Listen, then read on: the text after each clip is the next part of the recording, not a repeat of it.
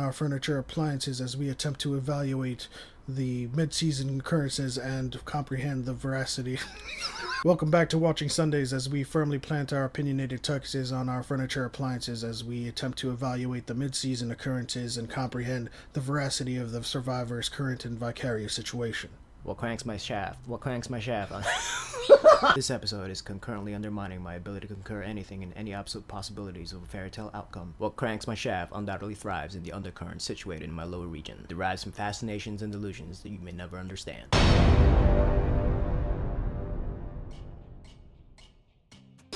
Alright guys, so that took us a lot of times to record. It just proves the difficult nature of how Eugene just speaks in the entire Walking Dead. Absolutely. I think he has the hardest lines to memorize because I don't know how he does it. Yeah, I mean, we literally spent 15 minutes just trying to do a couple lines.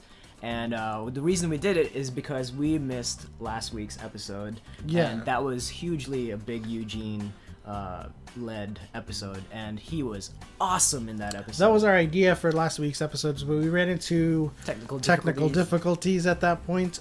So, mid-season finale for The Walking Dead. Good job. Good job, Daryl.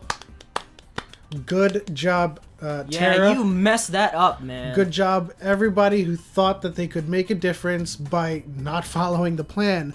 And that has never led to anything good in history, right? You always follow the plan. And when the plan goes awry, you screw things up. And who thought it was a good idea to change up the plan and not have Rick know about it? Because obviously he came back to a shitty situation. And everything that he had planned with the junkyard dogs just went completely off. He's worked so hard to solidify that union. And they ran away because the plan did not work.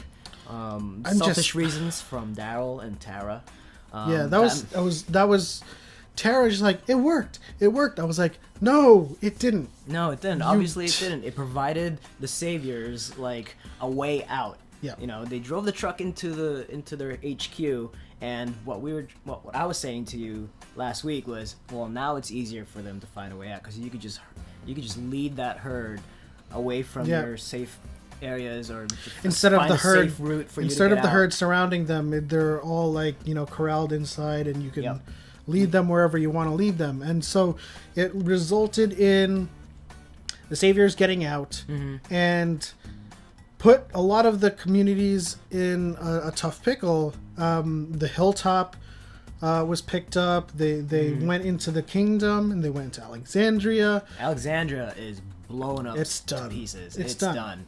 And Carl tries to be, the big dog, and tries to, I think it was a little tease there of what Carl could become as a leader, but like he tries to, he tells Negan, if there's anyone that you need to kill me. Yeah, it was admirable of him, but, as we saw at the end of that episode, he is done. Yeah, I guess there's a lot of reaction that's probably happening right because now of this episode. Even right now, as we speak, Carl got bit. Yes, and you say he got bit while he was saving that that traveler. In that scene, he's saying, "I was bringing him here to the sewer, and that's how it happened." So So basically, he got bit trying to bring that traveler back to the sewer, and then started to continue helping him with food and stuff like that, and he was hiding that bite from a lot of people. And you were saying in the beginning of this episode, when you could kind of tell when something bad is going to happen if there's like a specific focus of a character in the beginning of an episode, right? And there was this flashback with Carl and Rick, when they first meet the traveler, and Carl, there's these monologues of Carl saying that what's right, what's wrong, we can live with them. We can live, like, does it have to be this way? Once you start getting, what's that word, like that moral compass dialogue from a character in this once show, it starts getting muddied or whatever, or muddled. Well, anytime somebody like tries to be the moral compass, I guess, or some kind of morality and reason into things go to shit. Yeah, that person's probably gonna die, and and there you go. R.I.P. Carl. They didn't show him dead yet, but it's pretty obvious. that he's there's done. nothing they could do unless they could amputate that piece of his stomach. Yeah. I don't think that's gonna work out. I don't think that's happening, but R.I.P. Carl. You were not you one will of be my, missed. I will not miss you. Would you? Does anybody Yeah. leave it in the comments if you miss Carl? Yeah. And then Ezekiel made a last-ditch effort to save the kingdom by sacrificing himself. Mm-hmm. Getting himself captured. I'm not sure if he's back to being the king just yet. I still think he's kind of broken in pieces, and he's trying to use this sort of action or this rescue, so to speak, to kind of regain a little bit of himself. You can admire his action, for right? He did, but ultimately, just going back to that plan, right? Like, did Eugene figure out a better way for them to get out of that mess, or can we just blame Daryl and Tara for just shitting on everything? That was the domino that fell and caused the chain reaction. I don't think Eugene would have been able to corral the entire horde away from the sanctuary if they were all just surrounding the compound. Once they were all fit into like a choke point, and it's easy to have a sound source from one direction, right, and then herd them out back out. So he was the one that got them out, but Daryl and Tara and their actions enabled it. Definitely was the catalyst of that situation. Aaron and Enid go to find Oceanside. Yes. And she seriously, like, how does that happen? She just like shoots. She just came out of the. Like, wasn't your intent and purpose to go and try to like come to an agreement of a union or something like that? Yeah, that's a pretty bad first impression. Your first move is to shoot somebody in the back. But at the same time, so like, okay, devil's advocate. If you're with somebody and they get taken down in a place that shoots on site, yep, how do you handle that situation? And although I would be critical of Enid's first reaction to it, I would have said freeze or get off of him. Hindsight, I probably would have done differently, but maybe in her situation when adrenaline is like pumping, I don't know, man. Hindsight's always 20/20, but at the end of the day, that relationship got off to a pretty rocky start. As if it wasn't rocky enough, they took their weapons to fight this war. Everything is gone to shit in this episode. Everything is gone to shit. Yep.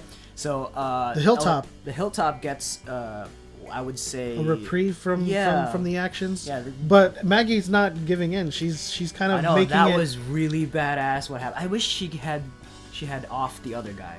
You know, the guy with the really long hair. Yeah, he deserves it a lot more. Pain in the ass in the past couple episodes. But I thought that was a good thing that she did it. Like I was telling you when we were watching, if she just takes a prisoner and just ups and shoots him, right then and there, I'll be really happy. Yeah, because she needed to set an example.